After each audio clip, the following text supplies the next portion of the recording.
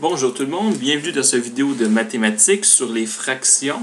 Aujourd'hui, on va voir comment convertir des fractions en nombres fractionnaires et vice-versa. Donc par exemple, si j'ai 4 tiers, le simple fait de savoir que 4 est plus grand que 3 nous indique que la fraction est plus grande que 1. Donc quand on sait qu'une fraction est plus grande que 1, on sait que ça veut dire qu'il y a des entiers et un reste de fractions qu'on peut trouver dans notre fraction. Donc ici, combien d'entiers y a-t-il dans ma fraction? Donc je me pose la question, si je fais 4 divisé en 3, combien d'entiers entrent dans 4? Il y a un entier, donc 1 fois 3 moins 3. Donc j'ai un entier et il me reste 1. Qu'est-ce que je fais avec mon reste? Eh bien, mon reste, on va l'écrire en fraction. Donc, ça veut dire que 4 tiers, c'est la même chose que dire que j'ai un entier et un tiers.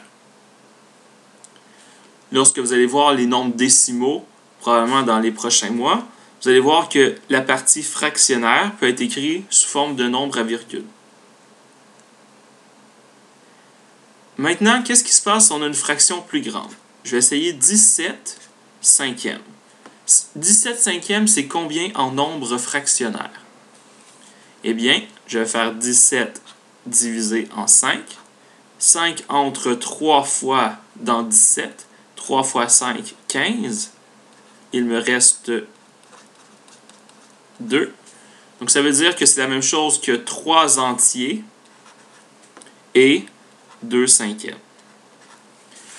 Peut-on faire le chemin inverse, c'est-à-dire à partir d'un nombre fractionnaire écrire une fraction? Tout à fait. Je vais faire un exemple ici. 4 et 2 neuvièmes. Je veux l'exprimer sous forme de fraction. Donc, si j'ai 4 entiers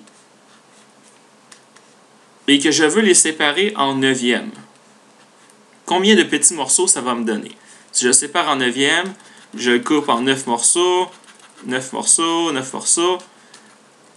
Et donc, je me retrouve avec combien de morceaux? Je me retrouve avec 4 fois 9 morceaux, c'est-à-dire 36 morceaux. Comment est-ce qu'on écrit ça?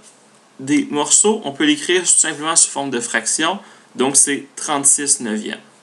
Ceux qui aiment avoir une méthode un peu plus rigoureuse sur les fractions, 4 entiers, c'est la même chose que 4 divisé en 1. C'est 4 sur 1. Si je veux le mettre en neuvième, je vais faire fois 9 en haut, fois 9 en bas, et j'obtiens donc 36 sur 9, qui est une fraction équivalente à 4 sur 1, 4 sur 1 qui est lui-même équivalent à 4 entiers. Donc on voit que mon 4 entiers, c'est 36 neuvièmes. J'en avais déjà 2 avant, j'obtiens donc 4 entiers qui est 36, plus 2, 38 neuvièmes. Je vais faire un dernier exemple. Moins 2 entiers et 2 tiers. 2 entiers, c'est 6 tiers. Parce que 2 sur 1, c'est la même chose que si je fais fois 3 fois 3. Et j'obtiens 6 tiers. Donc 2 entiers, c'est la même chose que 6 tiers. J'avais déjà 2 tiers avant. C'est donc équivalent à 8 tiers. Maintenant, ma valeur au départ était négative. Cela signifie que ma réponse va être négative. Donc voilà, c'était tout pour ce court vidéo sur les nombres fractionnaires et les fractions. Donc j'espère que vous avez apprécié. À la prochaine.